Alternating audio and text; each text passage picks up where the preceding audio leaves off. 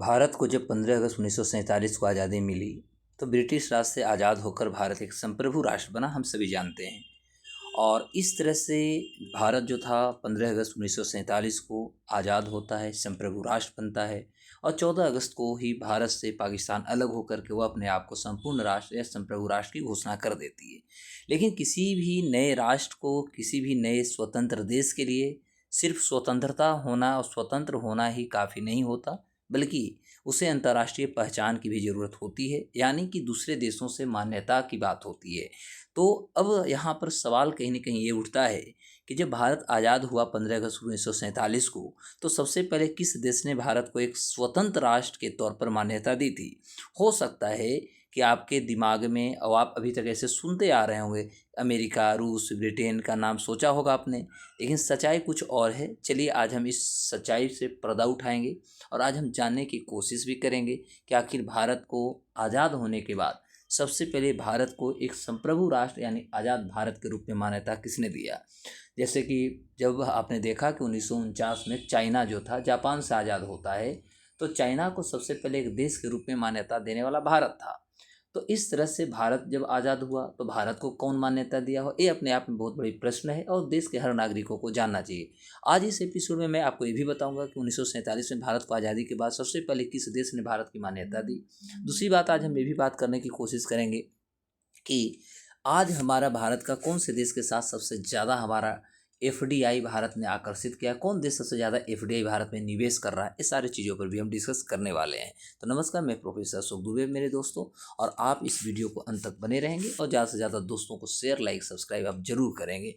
तो दोस्तों, मैं आपको बता दूं कि जब भारत की आज़ादी मिली थी तो कई देशों ने भारत को एक स्वतंत्र देश के रूप में तो मान्यता दे दी थी, लेकिन किस देश ने सबसे पहले भारत की मान्यता दी, इसकी जानकारी आधिकारिक यानी ऑफिशियली यदि बात करें तो आज भी उपलब्ध नहीं है। चूँकि मैं आपको बता दूं कि इस रिपोर्टों में कहा जाता है कि आज़ादी के बाद भारत को सबसे पहले मान्यता देने वाला जो देश था उसका नाम अमेरिका था। अमेरिका ने आज़ादी से पहले ही भारत में अपना दूतावास भी खोल रखा था। इसके अलावा इंग्लैंड हुआ, यूएसएसआर के साथ साथ फ्रांस जैसे देश ने भी भारत के अंत में मान्यता दी थी। वहीं हम अगर पाकिस्तान की बात करें तो पाकिस्तान को आज़ादी के बाद सबसे पहले उसे ईरान ने मान्यता दी थी। तो उस समय ईरान जो था इंपीरियल स्टेट ऑफ ईरान के रूप में जाना जाता था। बाद में दुनिया के बाकी देशों ने भारत के साथ रिश्ते अपने स्थापित कर लेते हैं और एक देश के तौर पर भारत की मान्यता हो जाती है, मिल जाती है। मतलब इस सारांश से निकलता है कि इस आधिकारिक यदि हम बातों की पुष्टि करें तो आधिकारिक दृष्टि से ऐसा कहीं दिखता नहीं, परंतु जिस तरह से अमेरिका भारत में आज़ादी से पहले अपने दूतावास, एम्बेसी को खोल रखा था, इस तरह से मानेंगे कि अमेरिका कहीं न कहीं बातों को समझता था कि आज न कल भारत आज़ाद हो जाएगा। और इस तरह से उन्होंने पहली बार अपनी जो उनकी दूतावास थी, दूतावास को उन्होंने स्थापित कर रखा था।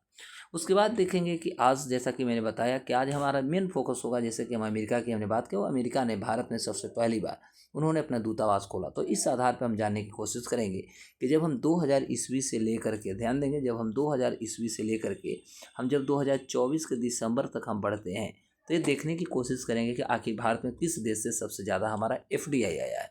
तो देख सकते हैं लगातार एफडीआई बढ़ी हुई है। फिनांशियल ईयर आप देखिएगा तो सबसे ज़्यादा 2021 में भारत में एफडीआई आई है। फिर गिरते गिरते अभी फिनांशियल ईयर 2025 में देखेंगे तो 62.48 अभी आप देख सकते हैं कि हमारे यहाँ बिलियन डॉलर आया है।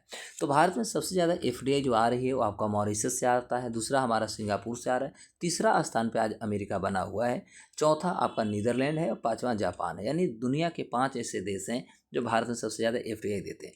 अप्रैल 2000 से दिसंबर 2024 के दौरान यदि देखें तो भारत में प्रमुख एफडीआई के प्रवाह हुए, जिसमें मॉरिशस से लगभग 15,30,256 करोड़ रुपया, जो कि अमेरिकी डॉलर में देखें तो 178.81 बिलियन अमेरिकी डॉलर आया है, जो कि भारत का कुल एफडीआई का लगभग 24.8% अकेले जो है ये मॉरिशस से आती है।